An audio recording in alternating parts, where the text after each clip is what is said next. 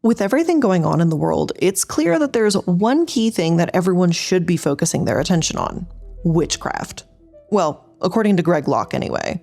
Over the years, witches and witchcraft have become an overwhelming obsession for this pastor, to the point where he has gone so far as to throw a book-burning party to try and rid the world of this witchy epidemic. In 2022, he made mainstream news when he and a herd of his followers joined together to throw books into a roaring fire in an attempt to burn the evil garbage that was infiltrating people's lives. Prior to this book banning party, Locke's congregation posted a call to action for their followers, saying, quote, "Bring all your Harry Potter stuff. Laugh all you want, haters. I don't care. It's witchcraft 100%. All your Twilight books and movies. That mess is full of spells, demonism, shape-shifting, and occultism." The event was proudly streamed on Facebook as Greg Locke himself recited one of his patterned outlandish sermons, and a church band played on in the background and in between breaks of Greg Locke's various speeches.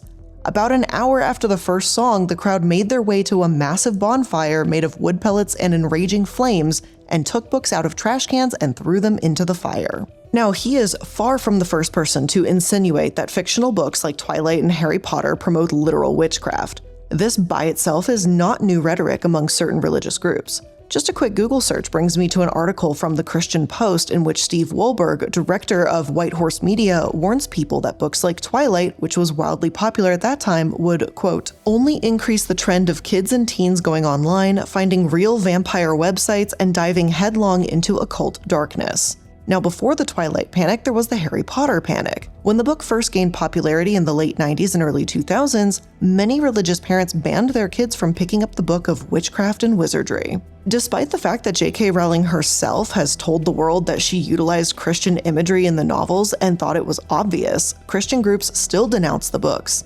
Focus on the Family, for example, wrote lengthy reviews of each, focusing on some of the good, like the stories of friendship and strength, but outwardly denouncing the use of witchcraft. In one of the reviews, they wrote, "From a spiritual perspective, it's clear that there are not dark and light sides when it comes to witchcraft. It is all as black as sin." So Locke doing this quite recently means that he actually is incredibly behind the curve. But maybe trends just aren't for him.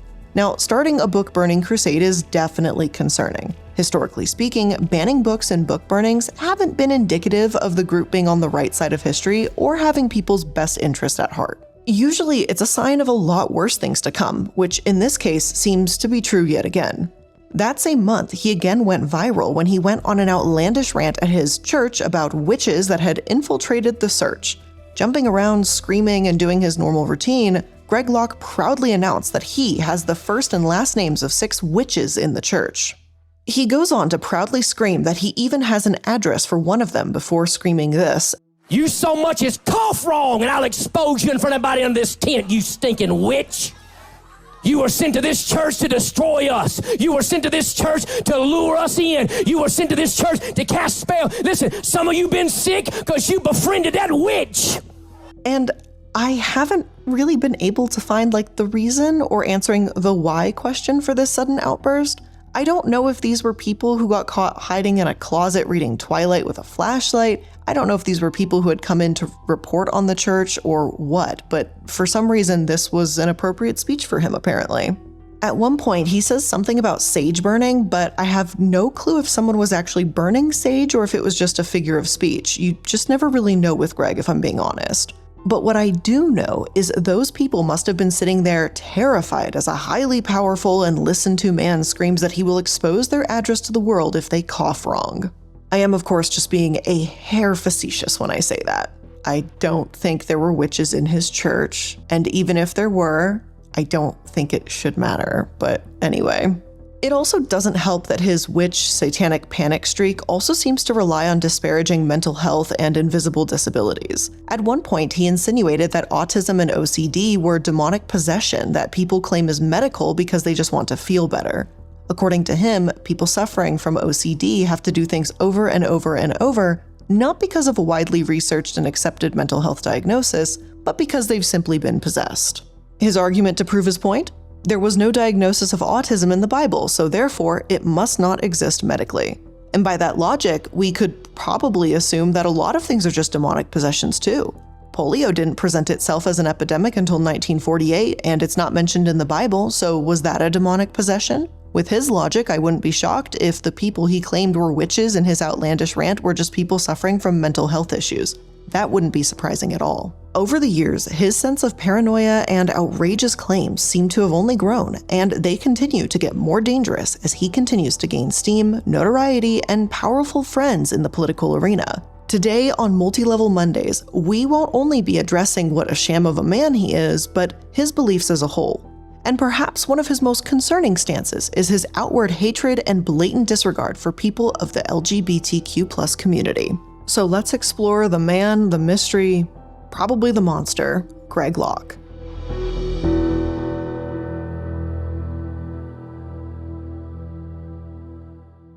And if you want to find even more information about some of your favorite episodes, up-and-coming episodes, ad-free episodes, and even bonus episodes that might just be a little too spicy for YouTube and Spotify, then make sure to check out the Patreon, patreon.com/Illuminaughtii. I recently spoke about Bad Dragon and Larry Nassar, but I've got an upcoming episode about the PETA conspiracy and how some people believe that they were actually created by the meat industry purely to make vegans look bad. I highly recommend taking a look, and of course, let me know what you think in the Patreon comments too, or in the Patreon Discord server. And if that topic isn't for you, you can always make a suggestion in that private Discord server too. It's an extremely wholesome server, and it's nothing but a fabulous time over there. So feel free to check it out. Again, patreon.com/Illuminaughtii.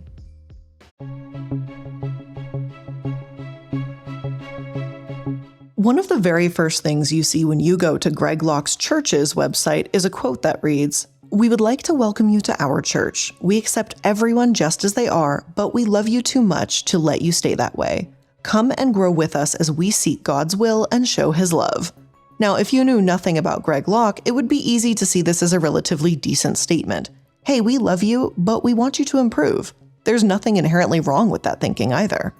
I think it's a great thing to grow as a person, and even if it takes a couple months, a couple years, whatever, I think it's fair that people want to improve and be better, and maybe I'm just too naive, but I do think most people are innately good, and most people want to be good and want to change to continue to be better. I realize that gets me into a lot of trouble because I give people too much credit when they don't deserve it, but I digress. Greg Locke's church apparently takes a little bit of a different approach. See, when you sprinkle in some downright distaste and horrific crusades against people in the LGBTQ community, and the fact that he believes mental health issues are just demonic possessions, then it becomes a lot less inspiring and a lot more concerning. Now, with this caveat, we can see the same old rhetoric that we've seen from Christian leaders over the years. Love the sinner, hate the sin. Something that's been used to excuse away countless atrocities, violence, and the use of conversion therapy. And with Greg Locke, it doesn't seem any different.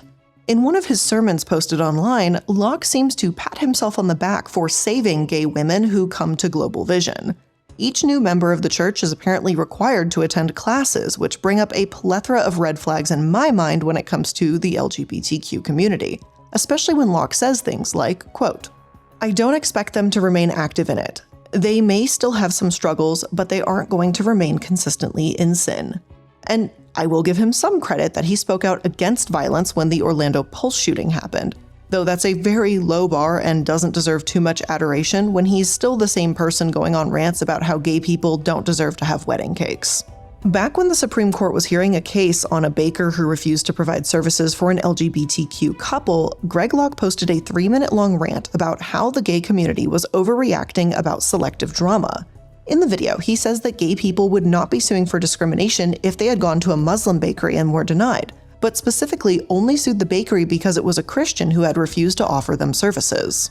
And this seems to be a pretty common idea for the pastor who claims that Christians are the real people who are persecuted, not the folks in the LGBTQ community. I must have missed the part where Christian people were brought into conversion therapy programs to be tortured or abused. I must also be missing some discriminatory laws for Christian beliefs too. Because in the last year, as the Human Rights Campaign pointed out, there have been over 500 discriminatory laws introduced to state legislatures. And that includes some that create a license for businesses to discriminate against people in the LGBTQ+ community. Now, as far as I've seen, I have not seen any Christian discrimination laws pass, and I shouldn't. Because discrimination is wrong in any sense. People have the right to be free to be who they are and hold their beliefs as long as they aren't hurting anybody else.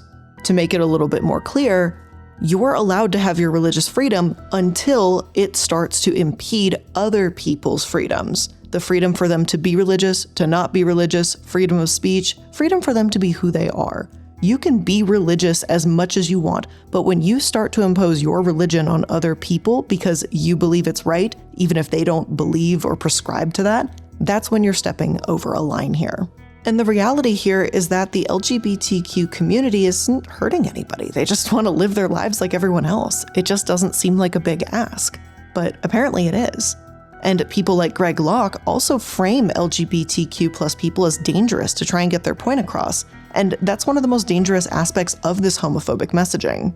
In Greg Locke's video, he accuses gay people of being perverts and claims that kids are being indoctrinated in schools. And this is the same messaging we're hearing today, and it's one of the biggest reasons we're seeing such a massive uptick in anti-LGBTQ plus legislation. Now, he also has a history of going after transgender people specifically. In 2017, he was banned from Facebook for 24 hours after they determined a video he posted was in violation of their community guidelines. In the video, he goes after Attorney General Loretta Lynch for calling transgenderism a human right after filing a lawsuit against North Carolina when the state introduced a bill that required transgender people to use bathrooms that corresponded with their sex rather than their gender. It's hard to believe that years later, we're still seeing these same bills today, and at an alarmingly fast rate too. Attorney General Lynch said that people should learn from our history and reference the past use of segregated bathrooms by race as a comparison to the new bill. And this is where Greg Locke apparently took offense. According to him, this comparison was offensive to Black people, as Locke says, quote, "Transgenderism is not a civil right. It's not normal, it's anti-biblical, and I'm sorry, just because I have morals and values, that does not make me a discriminatory bigot." He then goes on to point out that transgender was once listed as a mental illness, which he's not wrong about, but homosexuality was also once listed as a mental illness, as was hysteria for women. Just because something once was doesn't mean it is now. Science and understanding evolve over time, and when new research, information, or more comes to fruition or is finally given attention in the research community, things change. What matters is the now. Now, homosexuality is not considered a mental disorder. Now, being transgender is not considered a mental disorder. If we base the now on research teachings of the past, we would be behind on quite a few things. So this isn't the argument that everyone seems to wish it was. But Greg Locke has never been opposed to spreading false information. Over the last few years, his willingness to engage in conspiracy theories and dangerous misinformation campaigns has only grown, and it came to a head during the COVID-19 pandemic. Unfortunately, the words conspiracy theorist and evangelical pastor have been used more and more in the same sentence recently. It seems like many of them are starting to lean more into the world of conspiracy theories, and hey, it seems to be working out great for a lot of them too, which is bad for the rest of us. One study which tracked misinformation on YouTube found an astonishing 1,800 Christian evangelical channels that had posted a video containing a phrase specifically from QAnon. Over the years, those channels have garnered over 20,000 videos combined that utilized QAnon phrases and language and raked in over 208 million views. Of course, a lot of pastors do not openly endorse the conspiracy group. Instead, they just spread the common theories used among them, adopt the same language, and promote the same ideas without ever mentioning Q explicitly. Greg Locke just so happens to be one of the many evangelical Christians following this pathway. One of his viral videos, gaining over 1.5 million views in just 20 hours, consisted of him claiming that Joe Biden and Kamala Harris were running a child trafficking ring. In addition to this completely out-of-pocket claim was his insistence that Pope Francis, Oprah Winfrey, and Tom Hanks were also pedophiles and sex traffickers who were going to be brought down by God. Now, if any of this sounds familiar to you, it's because it's the same messaging and theories that have been spread by Q for years. We all remember Pizzagate, where a bunch of people got together to claim Hillary Clinton was clearly running a trafficking ring in the basement of a DC pizza parlor. The belief that the government and Hollywood are being controlled by pedophiles and sex traffickers is the very core of Q, and Greg Locke has joined their ranks purely just by spreading the same messaging. Despite this, he doesn't actually admit to being a part of the conspiracy group and says that he is not in all that nonsense and is just a truth seeker and a truth teller.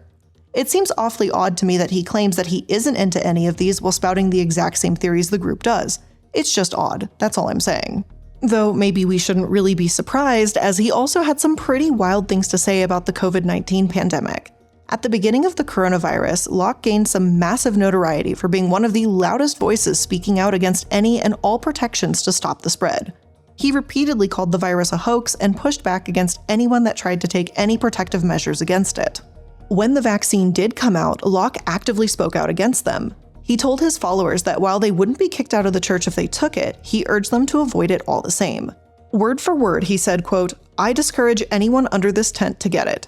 To him, the vaccine wasn't a medical success that could help save thousands if not millions of lives. It was a form of government control. He believed this so strongly that he told his followers he didn't even believe that politicians had taken the vaccine. Instead, he believed that they had been given sugar water. Though he did later back off that claim slightly when asked by journalists, and he said he didn't literally believe powerful politicians were injected with sugar water, he did believe they had been given some other form of placebo though. Obviously, this was an incredibly dangerous rumor to be spreading to his countless followers who all seemed to fall on his every word. As more and more people took the vaccine, COVID-19 began to slow, and while it has obviously not been completely eradicated at this current time, the vaccine is still an incredibly important step to take to keep ourselves and our communities safe, just as it was in past instances of terrifying pandemics like polio and smallpox. For good measure, he also had to throw in at one point, just a little FYI here, that the COVID-19 vaccine was poison and contained a demonic spirit. He's really big on the satanic point of view, I guess. Unfortunately, his preaching did seem to have some disastrous consequences for one family. The Davis family, who were interviewed by the Washington Post, told the heartbreaking story of their family. Lena Davis had been following Locke after her uncle, Coburn Kennedy, became deeply entrenched in his teachings. Kennedy, who was once close with the family, regularly attended services and leaned on Locke's teachings. He continuously spouted the same rhetoric used by Locke, saying that the vaccine was dangerous and contained aborted fetuses. He put his trust in Locke and in Locke's God and decided not to get the vaccine. 2 months later, he died of COVID-19. But even after one of his members tragically died of the same disease that Locke claimed didn't exist, he didn't stop. In fact, he told the community members of his church that they would be kicked out if they chose to show up with a mask. He completely denied the existence of the new variant and warned his followers to look elsewhere if they wanted a community that would observe health officials' guidance. What makes this all the worse is the fact that he posted all of these statements on social media without a single care in the world, spreading dangerous information to millions of people with the push of a button. Eventually, this did end up biting him in the ass when he was permanently banned from Twitter after repeatedly breaking their guidelines regarding COVID-19 misinformation. Of course, when Daddy Elon popped into the picture, he got his account back, and all is good in hell, apparently. But for a brief moment, he joined his beloved President Donald Trump in the world of Twitter bans and spoke out about his displeasure. And that brings us to the last part of today's episode, Greg Locke's terrifyingly large involvement with United States politics, because if you thought it was limited, you'd be wrong. But really quick, let's take a brief break from today's episode. Have you been enjoying today's content? Would you want access to even more exclusive features and join a close-knit community of fans? Then consider becoming a part of our Patreon family. By supporting us over on patreon.com/Illuminaughtii, you are help fueling the work we do and keep this content accessible for everyone. But the benefits don't stop there. As a patron, you're also going to enjoy ad-free episodes, behind-the-scenes insights, bonus episodes, and so much more. Your support also comes with the ability to connect with other like-minded folks, discussing favorite episodes and other things just going on in life, as well as just chatting with me as well. It's more than just a subscription. It's an invitation to be part of the creative process. So head on over to patreon.com/Illuminaughtii and choose the tier that suits you best. We appreciate each and every one of you, whether you're just tuning in or have been with us since day one. And now a word from Dipsy, because spring is a time of growth and transformation, and Dipsy is here to help you explore the sensual side of this season of renewal. With Dipsy's sexy audio stories, you can indulge in your blooming desires, newfound passions, and the thrill of taking risks. Dipsy is an app full of hundreds of short, sexy audio stories designed by women for women. They bring scenarios to life with immersive soundscapes and realistic characters. New content is released every week, so in between listening to your favorite stories again and again, you can always find something new to explore. And Dipsy also has sleep stories, wellness sessions, and even sexy stories you can read if that's your bag. Let Dipsy be your go-to place to spice up your me time, explore your fantasies, relax and unwind, or heat things up with a partner. And for listeners of the show, Dipsy is offering an extended 30-day free trial when you go to dipsystories.com/MLM. That's 30 days of full access for free when you go to dipseastories.com/MLM. dipseastories.com/MLM. I'm to the place right now, if you vote Democrat, I don't even want you around this church. You can get out. You can get out, you demon. You can get out, you baby butchering election thief. If you vote Democrat, you're not a Christian, well, you're not welcome in this church. At least, not according to Greg Locke and his church. Back in 1972, almost 90% of Democrats identified themselves as Christian. Almost 50 years later, in 2021, that number has plummeted to just over 50%. Now, some self-proclaimed Christians have insisted that you can't support Black Lives Matter and be a part of their faith. Locke himself claims that Hillary Clinton, naturally, is a high priestess in the Satanic Church, and his beliefs go far beyond Republican, but truly hating and literally despising anything on the left. Since when did Christianity mean hatred to a pastor? So many despicable acts have been done in Jesus' name, but I've never heard a Bible verse say that supporting equal rights make you a demon. You'd think that a pastor of all people would promote spreading God's love, but the core of his message doesn't bring people together, it only divides. According to the Washington Post, quote, Locke, in an interview, was defiant that he is not a Christian nationalist, but he makes no apologies for bringing politics into the pulpit. He was on the steps of the U.S. Capitol during the January 6th insurrection and has continued to preach the falsehood that the 2020 presidential election was stolen. The real miracle here, honestly, is that Locke even has a church at all. There's a ban on churches being involved in politics in this way. As you should know, there's the separation of church and state, but Locke and honestly a lot of these fundamental Christians don't really seem to care about that. Christians are the only ones who matter in Locke's country, and movements to bring equality to oppressed communities are the works of the devil. And don't think for 1 minute that he deserves the benefit of the doubt, because Locke is fully aware of what he's doing. Locke knows full well that the IRS can revoke his tax-exempt status for refusing to keep politics off the pulpit. But he told UPI, quote, "We do not bow our knee to the IRS. We bow only to Jesus Christ. I will continue to boldly expose the corruption of politics in our day." And I mean, that's fine, Greggy Poo, but Jesus didn't grant you tax-exempt status. No one is trying to silence you or take away your right to free speech. You can say what you want, but there are consequences to what you say. The right to free speech is not the right to be free of consequences. If you say mean, nasty, hateful, untrue shit, there are consequences for that. As Americans United Vice President of Strategic Communications explained, quote, "There's no First Amendment right to be tax exempt." But it's more than taxes and telling his congregation how to vote. Locke has actively protested against politics that he doesn't believe in. He demonstrated in front of a middle school because they taught Islam in world history. The next year, he criticized a politician for not making the Bible the official state book. And the year after that, he traveled to DC to return thousands of letters from Planned Parenthood after he spoke out against them. Then in 2019, he protested an abortion clinic, and in 2021, he attended rallies protesting the certification of votes for President Biden. The list goes on and on. These are merely a few examples. Earlier, we saw that someone actually died following Locke's harmful rhetoric about the vaccine. I don't really think it's a stretch to think that people would join Locke in protesting too, even when Locke doesn't have the evidence to match his claims. Vaccines containing aborted fetuses, the election being stolen, Democratic politicians being demons. Locke doesn't have proof for this, but that doesn't seem to matter, and it never has. There's no doubt whatsoever that Locke has violated federal law in the way he mixes church and state, but he simply doesn't care. Some of his comments go far beyond hateful too, and they're downright threatening. When discussing abortion, he said, quote, "I'm going to the Supreme Court this Tuesday at noon, and I'm going to raise hell for the life of them babies, right in Joe Biden's backyard. Everyone want to talk about the insurrection? Let me tell you something. You ain't seen the insurrection yet. You keep on pushing our buttons, you low-down sorry compromisers, you God-hating communists. Maybe you'll find out what an insurrection is." You'll find out what an insurrection is. What? An interesting statement to say. Not something I would say. That sounds very threatening, but that's something he said. This is hate speech that riles people up to commit violent acts if I've ever seen it. Truly, Locke is a perfect example of how someone has monetized hate speech and turned being alt-right into a religion. He's not a church pastor, he's a professional bigot. Now, as for what Locke is up to in current days, he's been taking things one step further and even claims that he has the capability to cast out demons. He has apostolic power and can take a demon right out of someone's body through baptism.